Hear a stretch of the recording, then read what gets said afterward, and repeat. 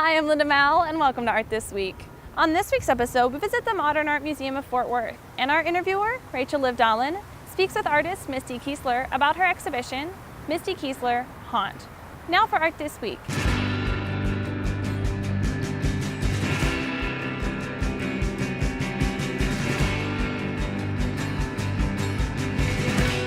Hi, I'm Rachel Livedalen here with Misty Keasler at the Modern. Thank you so much for chatting with us today. Oh, thank you for having me. So we're surrounded by your photographs that you've been working on for 2 years, taking these photographs at haunted houses all across the US.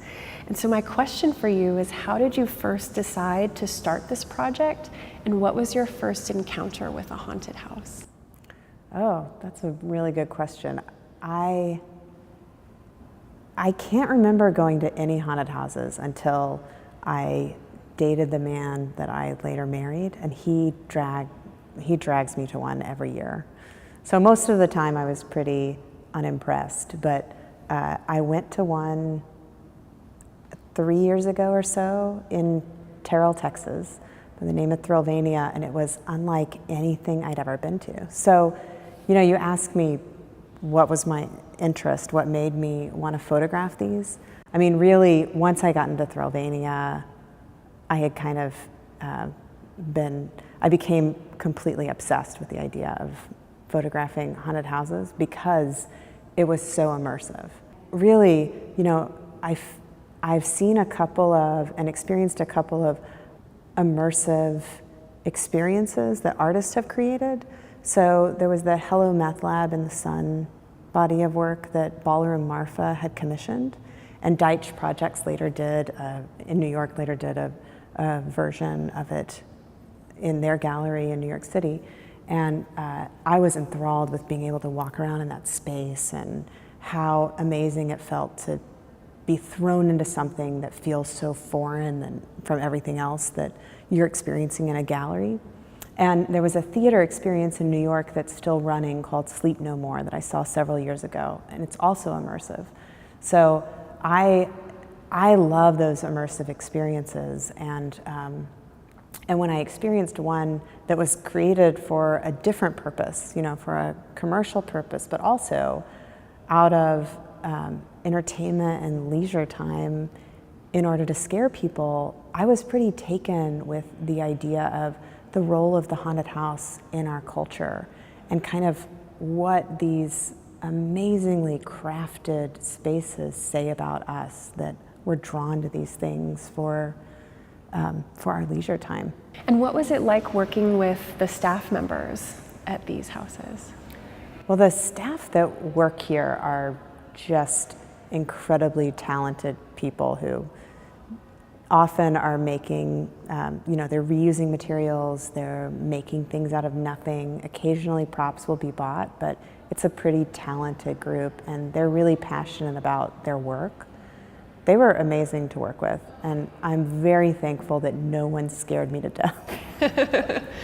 I did get pretty scared a couple times, but it was more because sounds creeped into my imagination and I could not shake them, or because some of them have a lot of legend behind them about how there's actual real things to be very scared of that are not the props. And I felt a little funny in a couple of the places, but I was very fortunate that they all had mercy on me, and no one made me, run away in fear. Yeah, definitely a risk on the job. Yeah. They were great. Oh, that's good. I love the portraits that are included in the show of some of the staff members at the haunts. And so why was it important to include those portraits with this body of work? So my impulse as a photographer is often to photograph these spaces without people. And I was really drawn to the environments themselves, but in a haunt, there are really 3 elements that make a haunt work, and one of them has to do entirely with the actors. The startle, they're hiding in wait, about to jump out. Margie Kerr talks about this. She's a sociologist who studies fear, and she says that There's the startle, the spectacle, and the story. And so the spectacle and the story you can see visually in the spaces, but I think the actors are a huge part of what makes the haunted houses work. I mean, they're really scary, they're good at what they do, and they know exactly where to be and when to jump out to get the maximum, gasp from you or the scream. So there's no way that this work would have felt complete without including them in some element. And on a very practical, technical note, these photographs of spaces are extremely long time exposures. So they're 30 minutes on a tripod. And there would be no way to photograph the actors because I really wanted the light that they were using to light these scenes to be what these images were lit with.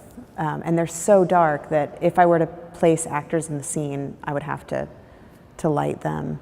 And now we see all these workings of a good scare that you mentioned and that Margie Kerr mentions in her essay in the book. But like you said, I'm struck by the lack of figures, the lack of people within these settings. And so can you talk about the difference between these photographs and the experience of the haunts? Yes. So these are immersive experiences that really are working on several of your different senses at the same time. There are rooms that I went into that were filled with a smell that fit whatever it is that you were looking at. And sometimes that was kind of a great thing that made you smile a little, like a prom queen room, and there's the smell of cheap perfume piped in. But there are soundtracks that are very well crafted. Of course, there's a tension of an actor about to jump out. I mean, there's all kinds of different senses that they're working on as you wind your way through. And all of that is something that cannot be translated in the photograph. The photograph can only translate one element of that, and that's the visual. So when I first started shooting, I was often drawn to whatever the biggest spectacle in the room was. And I would of course photograph that. And then I would kind of photograph everything else in the room that interested me. And a lot of times I was drawn to something that would look like a simple still life or something that was just to the edge of the photograph. And what I noticed later when I was looking back at the film is that the photographs that didn't include sort of the goriest or the most spectacular thing when you were in the space was more interesting when you were looking at the confines of the frame. And so I saw that the way the photographs were working is they were pointing to the same things that you're scared of when you're going through a haunt, but in a really different way. I mean, these are kind of engaging the thinking part of our brain that makes us think about, an image that has a bed and chains above it and posters of missing children on it. I mean, that triggers something really different than the fear that you may have of the serial killer in a space when he may jump out with a chainsaw and get you, and you're running through. That's like a more instinctual part of your brain. So I really started to point the camera at things that weren't the most spectacular thing in the room, but things that kind of had something that looked like it was off. And maybe you can see that there's a storyline, but sometimes you can't quite read what that storyline is. You mentioned still lifes. Are you looking to art history for inspiration? Yes.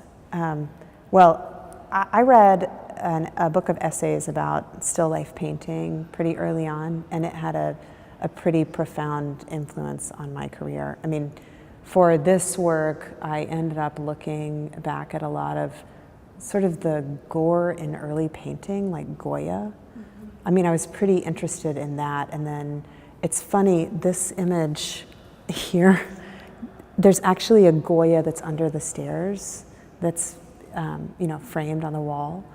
But there's also the memento mori, these reminders of death. And David Levi Strauss who writes a lot about art and photography, has said that photography, and paraphrasing, he's much more eloquent, but he says that photography can do two things really well, but it doesn't do it often. And one of them is to portray the relationship between the photographer and the subject, and then to make us think on death.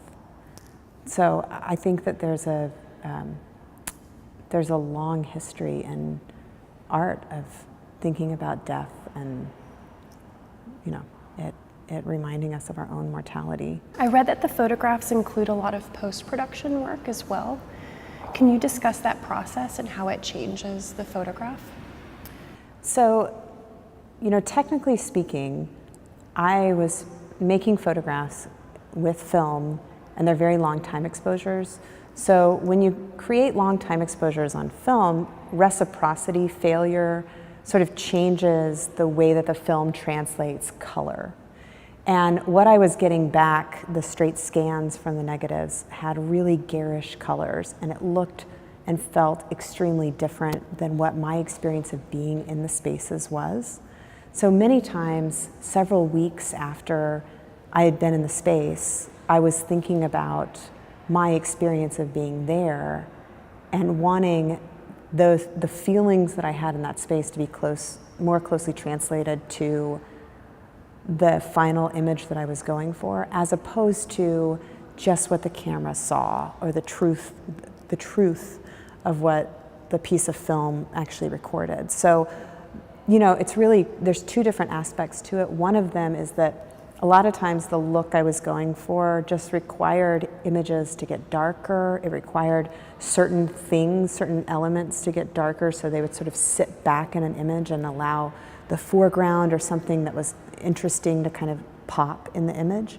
But the other thing is, sometimes there would be components of the image that I wouldn't have really noticed when I was there, because the space, for whatever reason, the space just seemed much scarier, and there may have been some text that really detracted from that. It was a little bit cheesy, and so you wouldn't have noticed it, or I didn't notice it when I was in the space, but looking at a negative, my eye was immediately drawn to that text. And so with this work, a lot of times, if there was a distracting element like that, I took it out. I mean, you don't see it in these final prints, but a lot of that is me trying to work from the memory of what it was like to be there, as opposed to, letting the film as it recorded in the space dictate what the final images look like. Now, often your projects include extensive research and travel, whether it's to love hotels in Japan or to landfills in Nigeria or haunted houses across the US. Can you talk about your research process? So for the haunted houses, really, I came upon this work in a very experiential way. And once I had that first one down and thought that this might make a really interesting series, and I started thinking about, how interesting it is that this is really a pretty established part of American culture. I Googled and I talked to people, and I just started searching for sort of authoritative lists on what might be the best haunted houses. And then on the other hand, I started researching the history of haunted houses, which was pretty interesting, because the year that I started shooting Thrillvania was officially the 100-year anniversary of the very first haunted house that was ever shown at an amusement park. And it's supposedly still around today, but the way that they've grown is just so,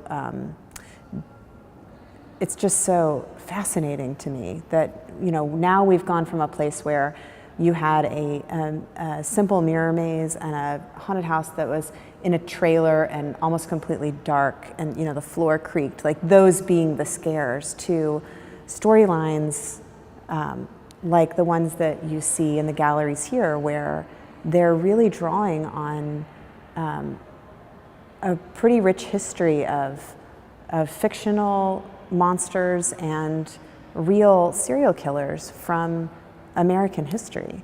I mean, it's interesting that this is a commercial enterprise, but it's really steeped in elements of popular American culture. I love how you just find this culture or community and you just jump right in with your work. It's my favorite aspect of your work. So I'm curious, what's next for you?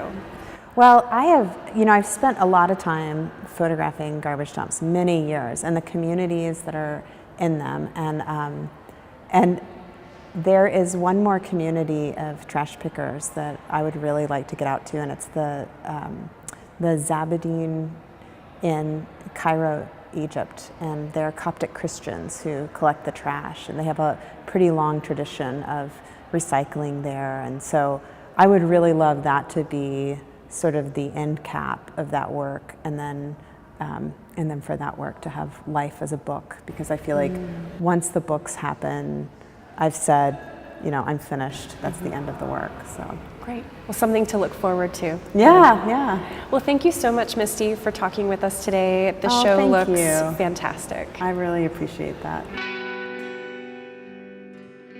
We want to thank Misty for speaking with us. For more information on the exhibition, go to themodern.org. That's it for Art This Week. Thanks for watching.